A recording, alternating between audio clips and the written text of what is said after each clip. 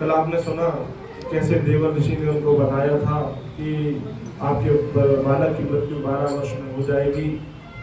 उसके बाद 12 वर्ष की आयु में उनका बालक शुभदेव जल में डूबकर मर जाता है और दोनों माता पिता बहुत रोते हैं, आकर उसे गले से लगा लेते हैं।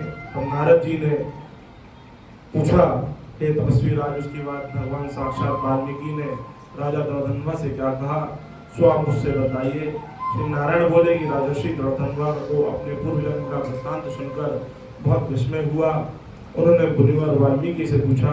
राजा द्रौधन्वा बोले कि हे ब्राह्मण, आपकी अमृत के समान सुंदर नई नई बातों का बार बार पान करते हुए भी अघा नहीं रहा हूँ, इसलिए आप इसका पूर्ण वृत्तांत बतलाएं। वाल्मीकि जी बोले कि हे पृथ्वीपाल, उस ब्राह्मण के इस प्रकार विलाप करने से दश दिशाओं में गुंजता हुआ असमय होने में भी बादल गिर आए, पहाड़ कांपने लगे, शरीर से जो स्पर्श होने पर बड़ी तीखी लगती है, ऐसी कड़कड़ाती आवाज से दिशाओं में गुंजायमान होती हुई बिजली कड़कने लगी। इस तरह 1 महीने तक पानी बरसता रहा। उस पानी से सारी पृथ्वी जलमग्न हो गई, किंतु पुत्र शोक अग्नि ज्वाला में संतप्त होने के कारण उस ब्राह्मण को कुछ पता नहीं चला।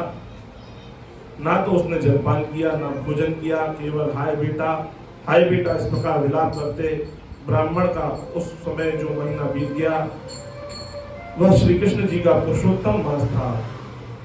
सो न जानते हुए भी उस ब्राह्मण ने पुरुषोत्तम मास का सेवन कर लिया।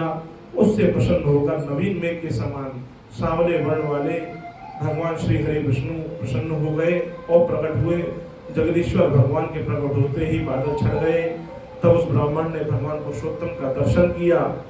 दर्शन देते ही गोद में रखे हुए पुत्र के शरीर को जमीन पर रखकर बड़ी प्रसन्नता से वह दो युवक दंपति ने भगवान श्री हरि विष्णु को दंडवत किया है।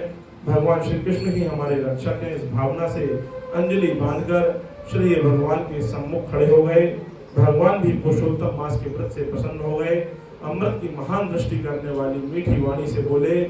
भगवान श्री हरि ने कहा कि हे सुदेव, आप धन्य हैं, इस समय आप भाग्यशाली हैं। त्रिलोकी में ऐसा कौन है जो आपके भाग्य का वर्णन कर सके। हे वत्स तपोधन, आपके भावी के संबंध में हम कहेंगे, उसे सुनिए। हे द्विज, आपको 12,000 वर्ष की आयु वाला पुत्र होगा। इसके बाद आपको पुत्र जनित सुख से कोई संदेह नहीं है। हे द्विजराज, मैं प्रसन्न हूँ, आपको यह पुत्र प्रदान करता हूँ। हमारे प्रसाद से होने वाले आपके पुत्र को देखकर हे द्विजोत्तम, देवता, गंधर्व, मनुष्य लोग पुत्र सुख की कामना करने लगे होंगे। इस संबंध में भी मैं आपको प्राचीन उपाख्यान का वर्णन करूंगा, जिसे पहले मार्कंडेय मुनि ने महाराज रघु से कहा था। प्राचीन काल में कोई महामना धनु नाम के मुनीश्वर लोगों को पुत्र रूप मानसिक चिंता से संतप्त देखकर बड़े दुखित हुए। तब उन्होंने अमर पुत्र होने की आकांक्षा से भीषण तप किया। 1000 वर्ष बीत जाने के बाद जब देवता लोग प्रकट हुए, तब धनु मुनि ने बोले, हे मुनिराज, आपकी घोर तपस्या से हम लोग बहुत प्रसन्न हुए हैं, अतः आप अपनी वांछा के अनुसार कोई कल्याणकारक वर मान लीजिए। श्री नारायण ने कहा कि देवताओं के अमृत के समान वाणी को सुनकर वह तपोधन अमृत अत्यंत तृप्त हो गए और उन्होंने अमर बुद्धिशाली पुत्र का वरदान मांग लिया। तब उस ब्राह्मण ने से देवताओं ने कहा, पृथ्वी पर ऐसा कोई भी नहीं है। यह सुनकर धनु मुनि ने कहा, अथवा तब कोई निमित्त आयु वाला पुत्र हो, ऐसा वर दें। देवताओं ने पूछा, क्या निमित्त है, इसे स्पष्ट कीजिए। इस पर मुनि ने कहा, यह महान पर्वत जब तक रहे तब तक की आयु वाला पुत्र दीजिए। ऐसा ही होगा। इस प्रकार यह कहकर इंद्रादि देवता स्वर्गलोक को चले गए। थोड़े ही समय में धनु शर्मा को पुत्र प्राप्त हो गया। जिस प्रकार आकाश में दिन प्रतिदिन चंद्रमा बढ़ता है, उसी तरह वह बढ़ने लगा। 16 वर्ष का पुत्र के होने पर मुनीश्वर ने अपने पुत्र से कहा, यह बेटा, कभी भी इन सब ऋषियों का अपमान नहीं करना। इस तरह सिखाए जाने पर भी पुत्र ने मुनियों को परेशान करना नहीं छोड़ा। निमित्त आयु के बल पर उन्मत्त हो वह ब्राह्मणों को सताने लगा। एक समय की बात है, परम क्रोधी महिष नाम के मुनि थे। कल्याणकारक शालिग्राम शिला का विधि पूर्वक पूजन किया।